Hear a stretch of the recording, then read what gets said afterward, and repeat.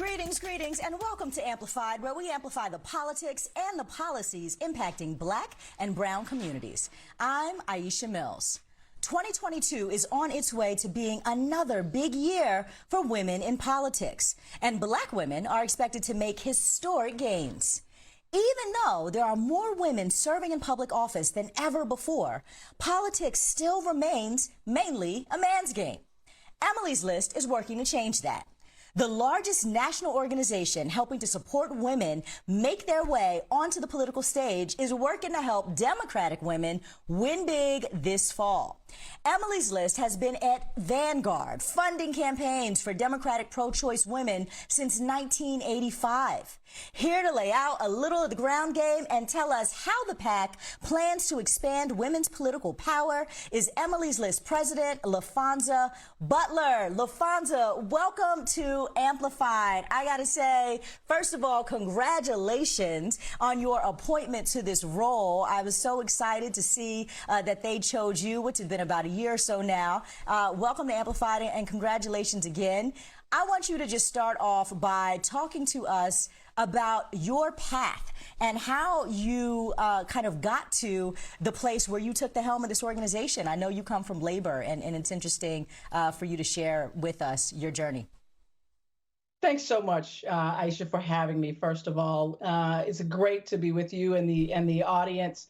You know, I started at Emily's List actually less than 6 months ago, but that was not the beginning of my time in working on behalf of women. As you noted, I spent 18 years working for working families all across this country, home care workers, nursing home workers who were members of SEIU in California most recently before coming to Emily's List. And so that's I went to a historically Black college. I am from a small town in Mississippi. And that's the lived experience that I want to bring to the already strong foundation that is Emily's List, making sure that every woman has a political organization that she can call her home. I so love, and I have to just acknowledge this, that you are also the first Black person to lead this organization, I believe. And this is significant at this moment in time because you just outlined a lived experience that's really important as we think about how we're building the pipeline of political candidates and what we expect them to bring to the conversation and certainly to governing. And certainly you're able to mentor and do that as much as you are able to raise money to get these people elected. I want to back up for a minute and just share with people what Emily's List is all about. Emily is actually an acronym for Early Money is Like Yeast. I've worked with Emily's List throughout the years of my own career in politics and helping people run for office and win. Talk to us a bit about the mission of Emily's List today under your leadership. Thanks so much. And look, you stole my line. It is not a person. Emily is not a person. It is indeed an acronym. And most importantly, it is the largest resource to help Democratic pro-choice women break through the old boys club and make sure that every woman has a seat at the table where decisions are being made. We help to recruit candidates.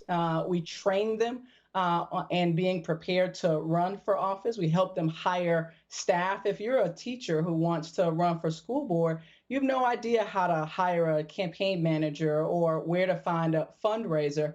We help them, of course, raise money and helping to make sure that every woman, no matter her background, knows that her network has value. And we are excited about the incredible candidates that are offering themselves for public service this cycle. Tell us a little bit about some of those candidates. I'm curious, what types of candidates does Emily's List endorse for what types of races? If you could share that and give us some highlights of what to expect this cycle from your crew. Fantastic. Look, Emily's List, first of all, supports any woman who identifies as Democratic and pro-choice.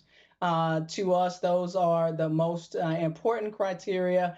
And whether she is running for, as I said, her local school board or she is running for the U.S. Senate, we support women up and down the ballot. Some women that I am really excited about, Aisha, tonight is Congresswoman Karen Bass, who is running to be the mayor of Los Angeles, this nation's second largest city.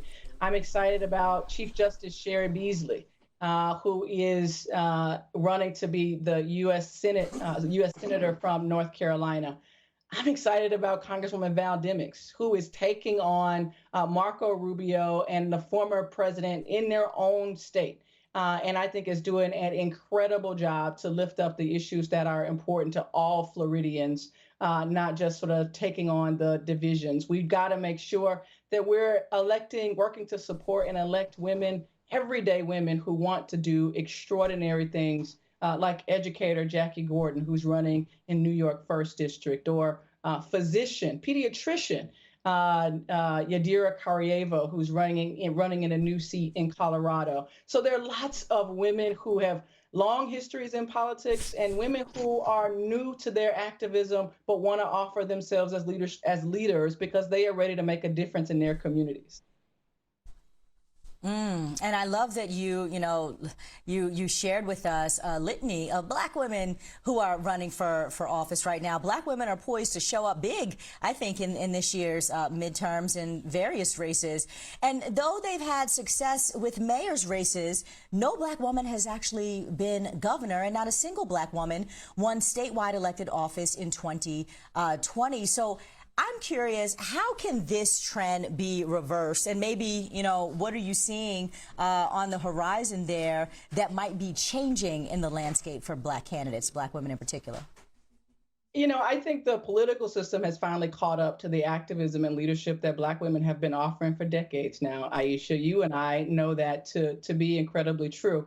Stacey Abrams is going to be Georgia's next governor. But she didn't just wake up and decide that. She's been working to be relevant and meaningful and impactful in her community of Atlanta, but all across Georgia, to register new voters, to make sure that they were informed about the process. So what I see on the horizon, despite all of the negative trends that others would have you believe, I see as a real trend for Black women. That the politics is catching up to us, and it is indeed a year for Black women to make historic gains in political representation. So we have seen big fights brewing from Washington to state and local politics. Talk to me about where we are in this midterm time. Why is this particular election so pivotal, especially for women? And what are the issues that are going to be on the forefront in November? I think this is a year that is pivotal, Aisha, because everything is at stake. Our very democracy is under attack from the Republican Party, who want to constrain people's access to free and fair ballots. We see the rights of women and their freedom to make decisions about their own body and their own dignity on when and whether or not they want to have a family being under attack, whether by the Supreme Court or state legislatures like Texas and Florida. We see the court also poised to make decisions about education. We see we are experiencing the fallout from a global pandemic, where families all across this country and indeed all over the world are trying to regain our footing in a time where we really don't know what is certain or what is next.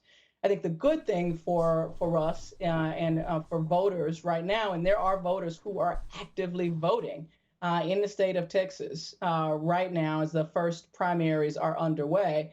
I think people are really considering what is most important to them and their families in this moment. And this is a year where, as I stated, everything is on the ballot. Everything is on the ballot, and I'm glad you mentioned voting rights, apart from reproductive rights, of course, which are important to Emily's list. You all take voting rights very seriously.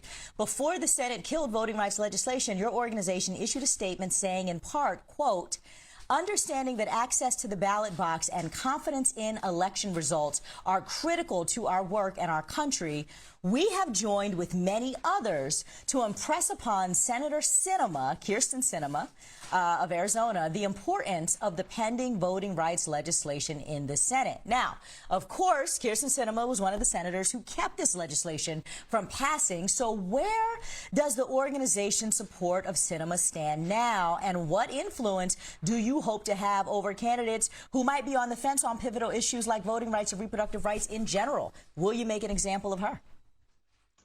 Look, the issue of voting rights is so much bigger than Senator Sinema. The issue of free and fair access to the ballot is about the fundamentals of our country and our very democracy. And so we were clear in our statement and in our communication that we are not going to be able to support Senator Sinema moving forward when she is up for re-election. Voting is at the center of the mission of Emily's List. We can't elect more Democratic pro-choice women. We can't support them in their pursuit to earn the trust of voters in their community if those voters don't have free and fair access to the ballot. And so this is an issue that is so central to what it is that we represent as a nation around the world. In addition to central to the mission of Emily's List, people have fought and died for access to the ballot. And we cannot sit idly by and not value those sacrifices and do everything that we can to preserve that access for every person in this country. Laphonza Butler, the president of Emily's List, so appreciate your insights and would love to have you back throughout the cycle as we keep our eyes on, the prize of trying to make sure the Democrats maintain a majority and that we do what we can to push back against all this voter suppression. Appreciate you for being here tonight on Amplified.